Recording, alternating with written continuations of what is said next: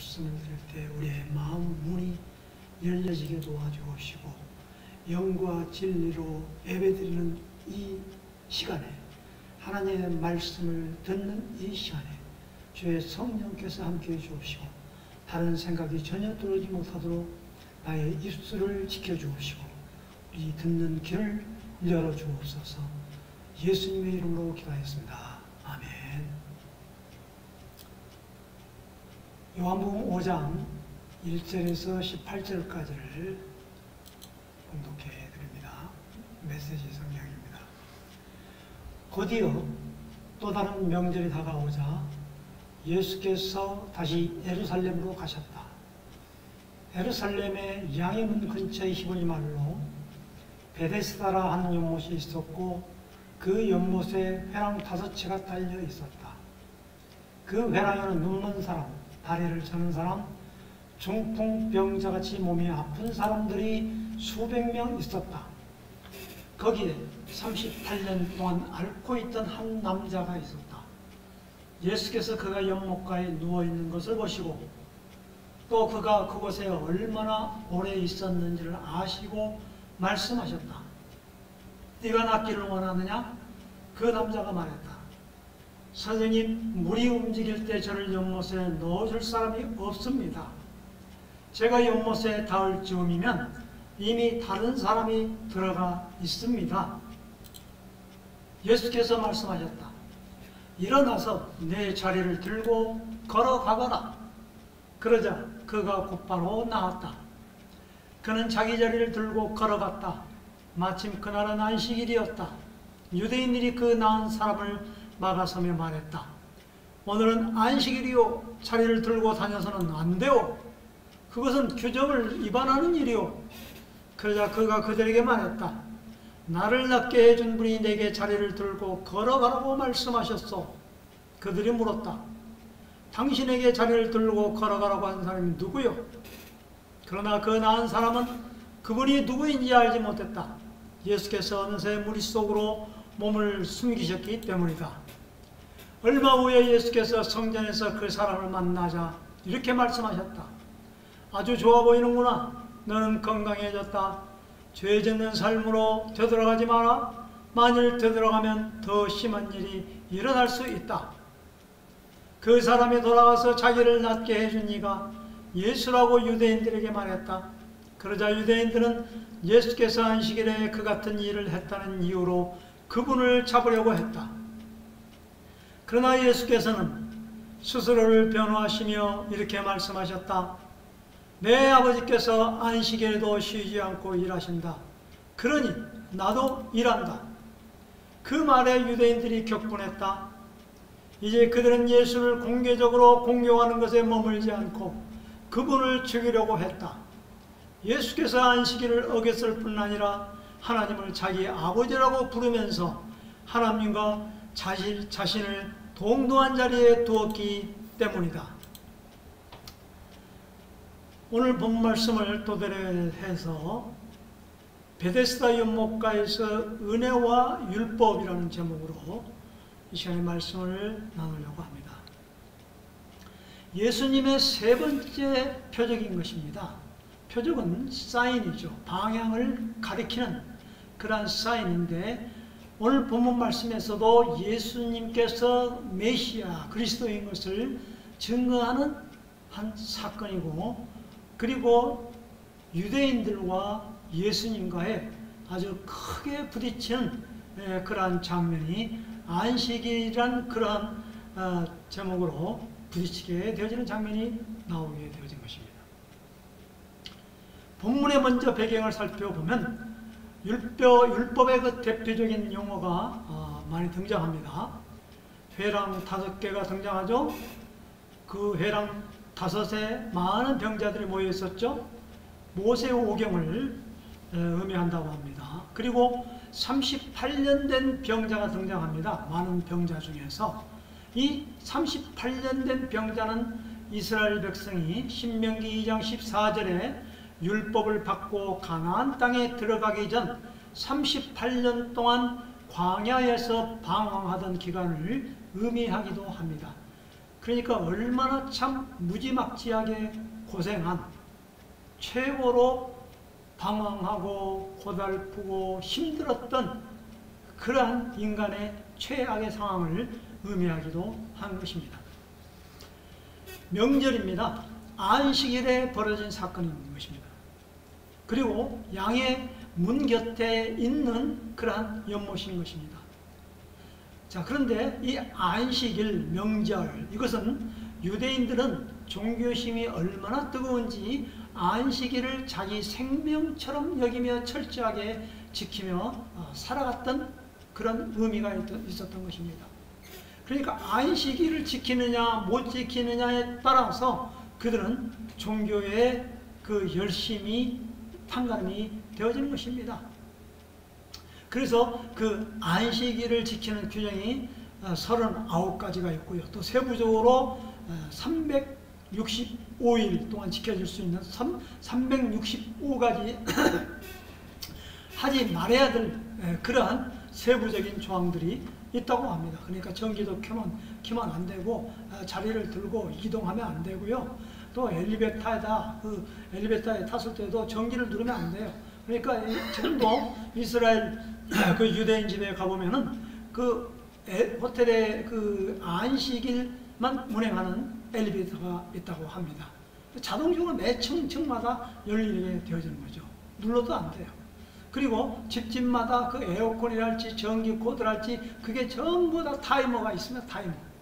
그래서 그 안식일을 기준으로 맞춰가지고 금요일날 저녁서부터 그 다음날 그 해지는 그 시간까지 자동으로 켜졌다 꺼졌다 하는 그런 타이머가 집집마다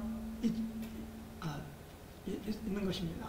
그만큼 철저하게 안식일을 소중하게 여기고 생명처럼 여기는 그러한 종교심이 강한 유대교라고 할 수가 있겠습니다. 그 유대인을 말하고 있는 것입니다. 자, 그런데 예루살렘 성전 그 입구에 양문이라는 곳이 있습니다. 여러 그 문이 있는데요.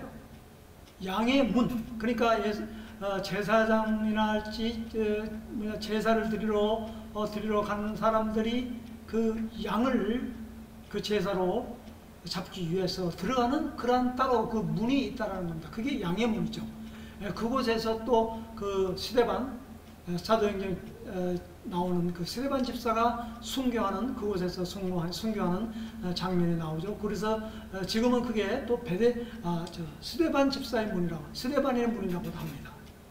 그 근처에 양문 근처에 그 참 상징하는 바가 크죠. 예수님께서도 양의 문이라고 그랬죠. 나로 말미암지 않고서는 들어갈 수 없다. 양의 문. 예수님께서 그 자신의 표현했던 양의 문 근처에 베데스다라 하는 그러한 연못을 먼저 방문하게 되어졌던 것입니다. 많은 사람들은 제사장들이 할지 레위인들이 할지 그 이스라엘 백성들은 명절이기 때문에 수많은 백성들이 다 예루살렘 성전을 향해 가고 있는데 예수님께서는 베데스다라는 그런 연못을 찾아가게 되어졌던 것입니다. 베데스다는 은혜의 집이라는 뜻이 담겨져 있습니다. 히브리어로 베이트라는 그 집 뜻과 그 다음에 헤세드라는 그러한 은혜와 또 긍휼, 또 자비, 사랑 이런 최고로 좋은 뜻이 담겨져 있는 그러한 그 합성어 베데스다, 은혜의 집, 긍휼의 집이라는 뜻이 담겨져 있는 그러한 연못을 찾아가게 되어졌던 것입니다. 자, 그런데 거기에는 눈먼 사람, 다리를 저는 사람, 중풍병자와 같이 혈기 마른 사람, 몸이 아픈 사람들이 많이 있었습니다.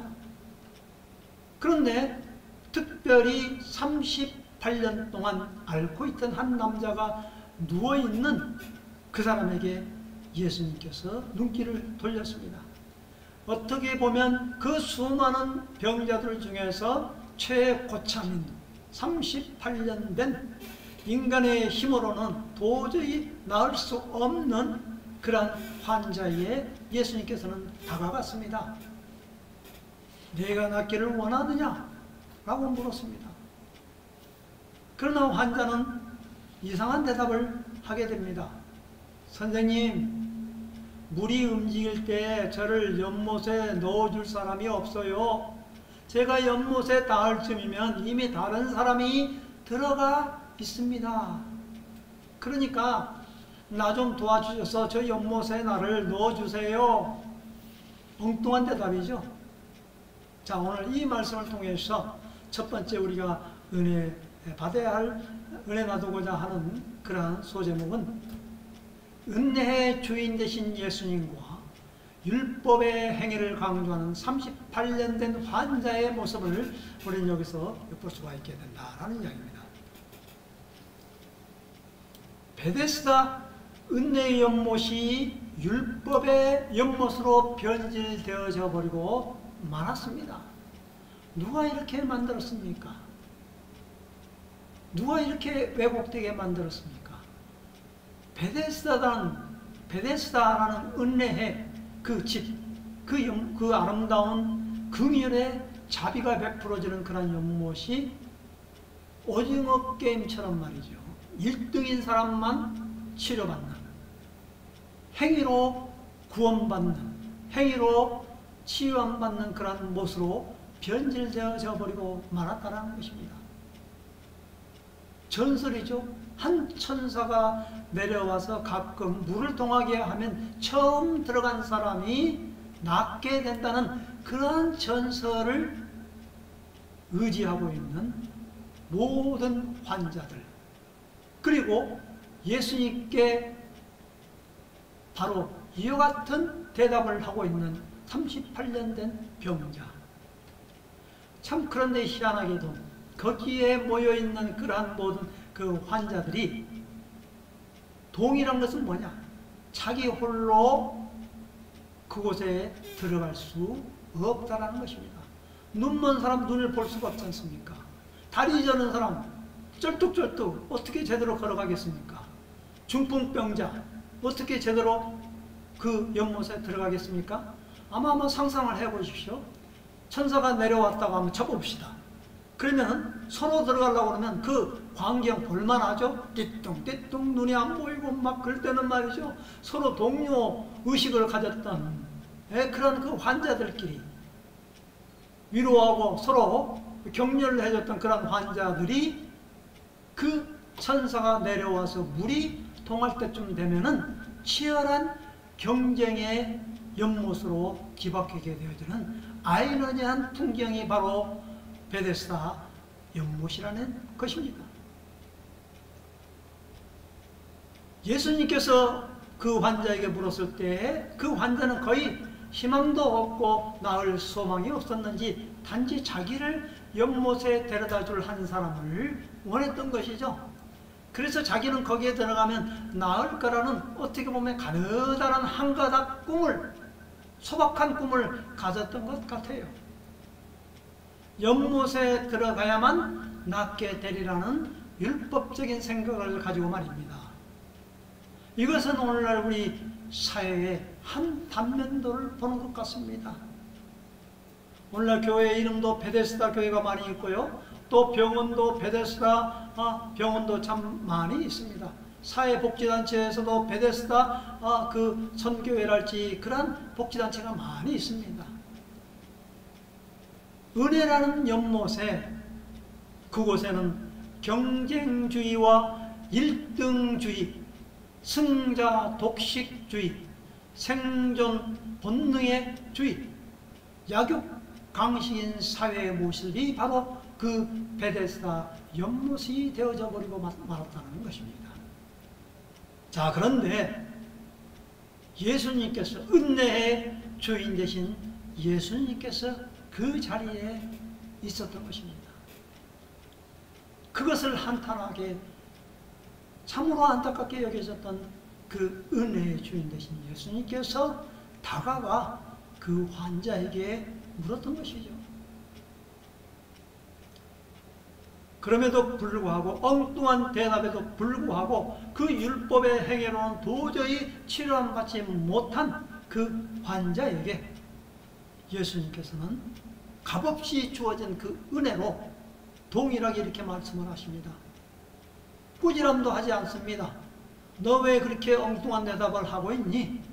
정말로 네가 낫기를 원해? 그러면 내가 다른 환자에게 간다? 그런 말도 없습니다. 두 번째 저희들이 은혜 받고자 하는 것은 바로 창조주만이 하실 수 있는 그런 말씀 선포인 것입니다. 일어나서 내 자리를 들고 걸어가라. 걸어가거라. 38년 동안 한 번도 걸어보지 못한 사람에게 이게 무슨 청천벽력과 같은 그런 말씀입니까? 누구의 도움을 받아야 할 그 사람이 지금까지 38년 동안 그 자리에만 누워져 있던 그 냄새나는 그 매트, 그것이 곧 자기의 가장 친근한 친구인데 그것을 들고 일어나라, 걸어가라. 생소한 말씀입니다. 그러나 주님께서는, 은혜의 주님께서는 바로 말씀으로 명령을 하고 있는 것입니다. 빛이 있으라 하시니 빛이 생겼더라 라고 하신 우리 주님께서, 창조주 하나님께서 하신 말씀을 우리는 연상해 볼 수가 있는 것 아니겠습니까? 무에서 유를 창조하신 주님이 오늘 우리에게도 똑같이 명령하고 있는 것입니다. 물이 그 있어야 할 결혼잔치에 포도주가 없었을 때에 물이 포도주로 변하게 되는 그러한 사건. 또 두 번째 표적에서는 왕의 신하의 아들이 죽게 됐는데 그곳에 와서 고쳐 주십시오라고 부탁을 했는데 시간과 공간을 초월하신 예수님께서 가라, 즉시 낫게 되었다. 가서 보니까 예수님께서 그 말씀하신 그 즉시에 그 왕의 신하의 아들이 낫게 되어졌던 사건. 오늘 여기에서도 38년 동안 율법의 힘으로 도저히 해결할 수 없는 그 환자가 주님의 말씀을, 생명의 말씀을 듣고 그 자리에서 벌떡 일어나 고침을 받았다라는 이야기인 것입니다. 일어나, 헬라어로 미사, 이것은 곧 부활의 의미로서 똑같은 의미로 쓰여졌다고 합니다. 내 자리를 들고 걸어가라. 자기 자신의 고정관념과 썩은 관념과 율법적인 그러한 고질적인 그러한 관념을 버리고 네가 지금까지 38년 동안 거기에서 누워있던 그 자리를 박차고 일어나 걸어가라 라는 이야기인 것입니다. 두렵고 불안하고 의심 많은 자리에 있느냐, 힘들고 아무것도 할 수 없는 고통의 자리에 있느냐, 그 자리를 털고 일어나라고 주님은 명령하시는 것입니다. 그 음성을 오늘 우리는 들을 수 있어야 합니다. 그 음성을 듣고 내가 일어나야 한다는 것입니다. 그 음성을 듣고 율법의 자리에서, 내 고집의 자리에서, 내가 할 수 없다라는 그러한 자리에서 하나님의 말씀만이 나를 치료해 주시고 나의 모든 병을 낫게 해 주실 것이라는 그 은혜의 주님의 음성을 듣고 과감하게 순종함으로 일어나는 것만이 우리가 은혜의 자리로 나아가는 것입니다. 회복의 자리로 나아가야 한다는 이야기인 것입니다. 다시 오실 주님도 한밤중에 도적같이 임하셔서 그 준비하고 고대하고 기다리고 있는 신부에게 이렇게 바깥에서 부르짖을 것입니다. 나팔소리로. 일어나라 맞이하라 신부여, 이렇게 부르짖을 것입니다. 그러면 자다가도 벌떡 일어나 준비한 그 신부는 그 자리에서 일어나 기쁨으로 신랑 되신 예수 그리스도를 맞이할 것입니다. 그러나 그 음성을 듣지 못하고 깨어있지 못하고 잠든 그러한 미련한 5 처녀들은 도저히 주님을 맞이할 수 없을 것입니다. 우리는 또 3번째로 은혜 나눠야 할 그다음 소제목은 마침 그날은 안식일이었다. 자리를 들고 다녀서는 안 되오. 이 안식일에 대한 개념을 우리는 잘 이해해야 된다라는 것입니다. 유대인들은 예수께서 안식일에 그 같은 일을 했다는 이유로 체포하려고 했습니다. 또한 그들이 격분하게 여긴 것은 뭐냐면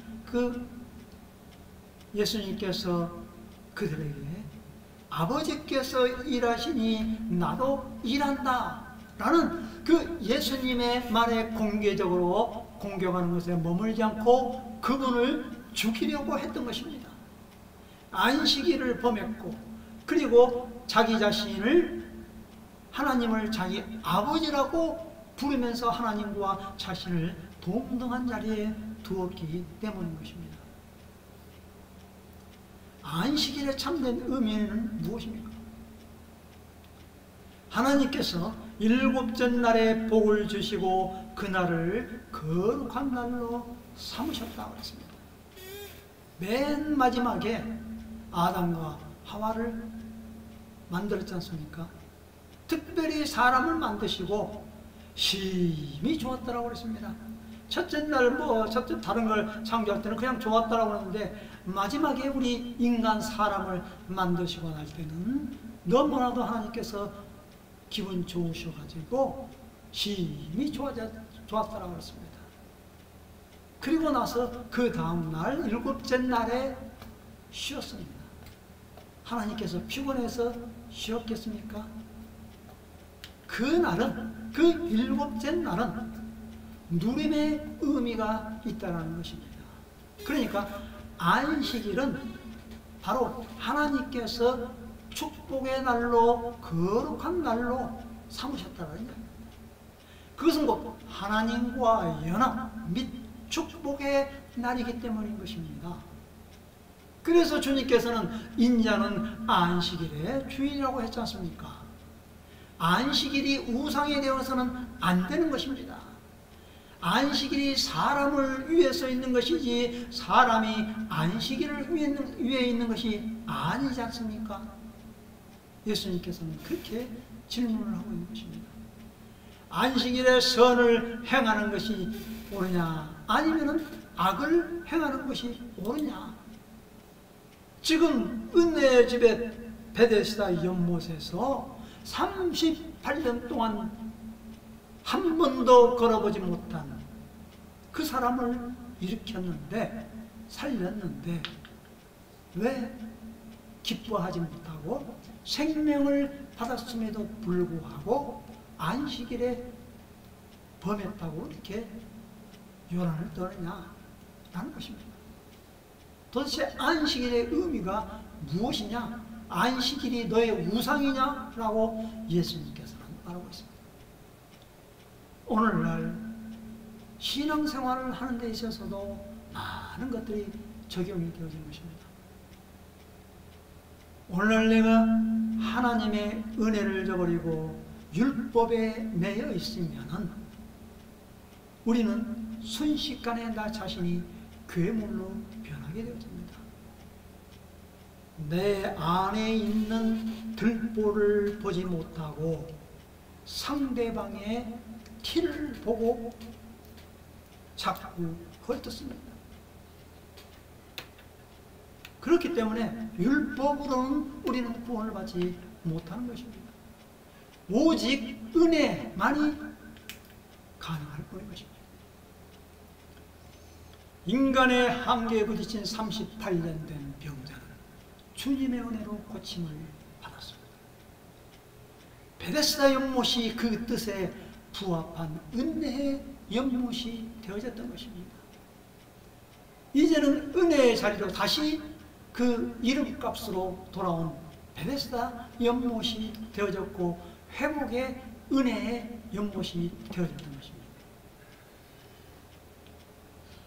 아직도 율법의 연못에서 자기의 노력과 자기의 힘으로 천사가 내려와 물 이동할 때 먼저 들어가기만을 선착순에서 1등을 바라는 그러한 선착순의 연못에서 우리는 기웃거리고 있지 않습니까?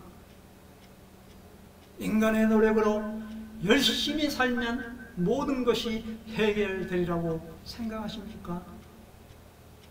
오늘같이 경쟁의 시대에 열심히 최선을 다해 살아가는 것도 좋지만 그보다도 우선은 내가 죄인임을 깨닫고 나를 위해 십자가에서 죄 문제를 해결하신 그 예수님의 보혈을 의지하며 죄의 사함을 맛보고 매일매일 매 순간순간 다시 오실 신랑 되신 예수 그리스도를 기쁨으로 맞이하고 준비하는 마음으로 살아갈 때 내일의 희망이 있고 삶의 보람을 맛보게 되어지는 것입니다.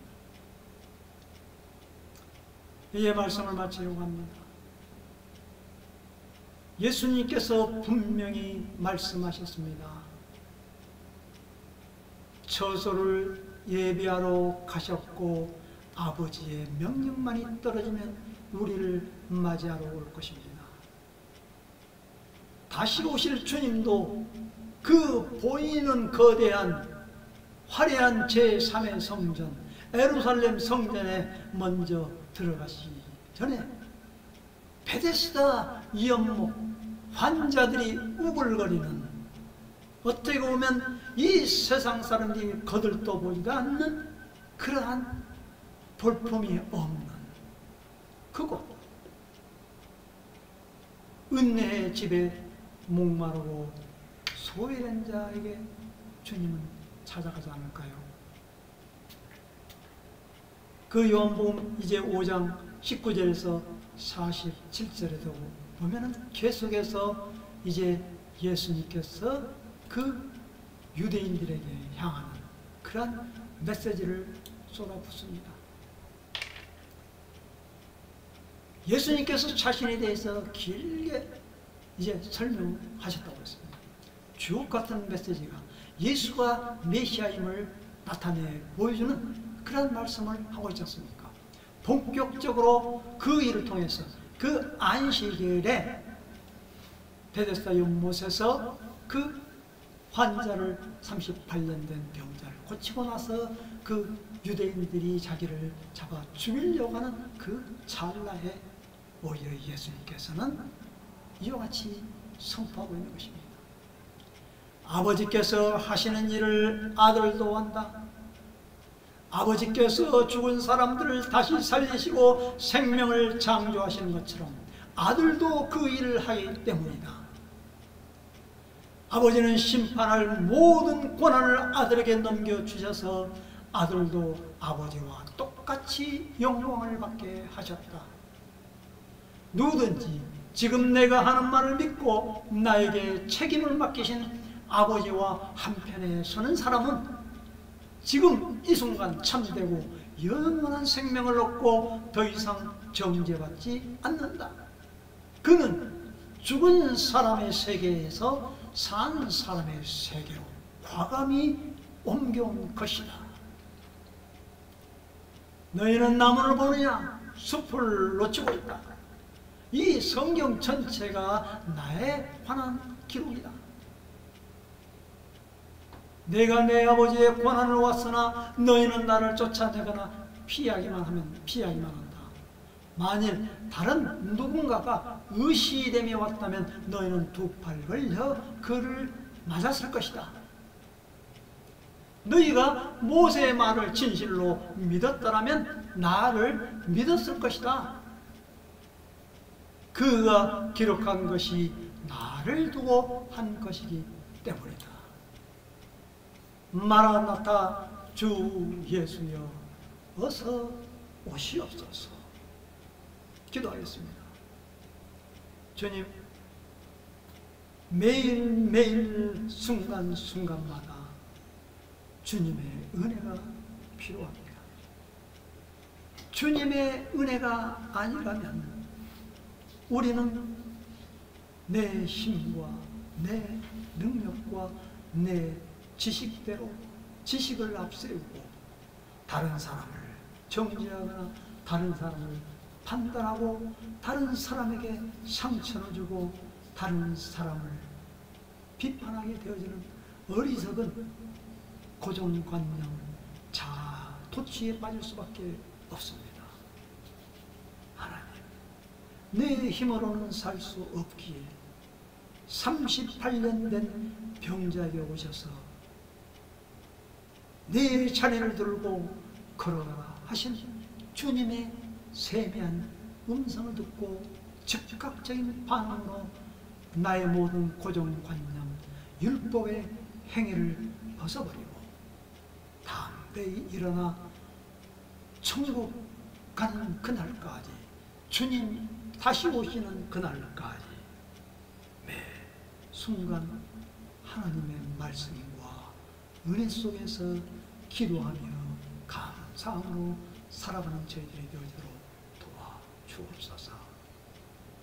베데스다 연못이 은혜의 연못으로, 주 예수 그리스도의 연못으로, 은혜의 연못으로 다시 회복되게 하시고, 오늘날 우리 모든 한국교회와 주님의 몸된 교회가 모든 교만과 자만과 율법적인 종교의식을 버리고 예수님의 보혈, 십자가의 보혈, 예수님의 재림과 예수님의 심판에 대하여서 더욱더 담대하게 선포함으로 말미암아 다시 은혜를 회복할 수 있는 교회가 되어지도록 하나님 함께하여 주옵소서.